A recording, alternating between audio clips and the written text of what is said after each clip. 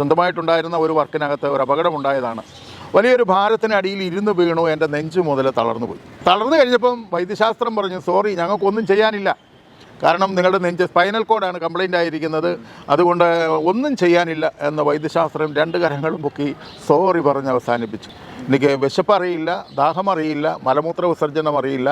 Normally നമുക്കറിയാം നെഞ്ചുപോലെ തളർന്ന ഒരാൾ ഒറ്റയ്ക്ക് എങ്ങനെ ജീവിക്കും, എങ്ങനെ പെരക്കാത്തുനിന്ന് പുറത്തിറങ്ങും, അങ്ങനൊരു ചിന്തയുണ്ട്. എന്നാൽ എനിക്ക് തോക്കാൻ ഇഷ്ടമില്ല.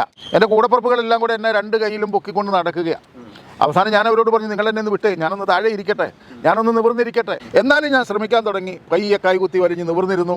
അതിനുശേഷം വീൽ ചെയറിൽ കയറി, വീൽ ചെയർ കറക്കി വീട്ടിൽ നിന്ന് മുറ്റത്തേക്ക് ഇറങ്ങി. എല്ലാ സമൂഹത്തിൽപ്പെട്ട മനുഷ്യർക്കും സഹനങ്ങളുണ്ട്.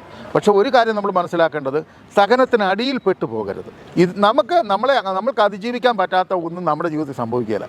അതാണ് എൻ്റെ ഏറ്റവും വലിയ പ്രത്യേകത. പെരക്കകത്തുനിന്ന് പുറത്തിറങ്ങത്തില്ല എന്ന് പറഞ്ഞെടുത്ത് ഞാനിന്ന് ലോകം മുഴുവൻ ഓടി നടക്കുമല്ലേ, പെരക്കകത്തൊട്ട് ഇരിക്കുന്നുമില്ല.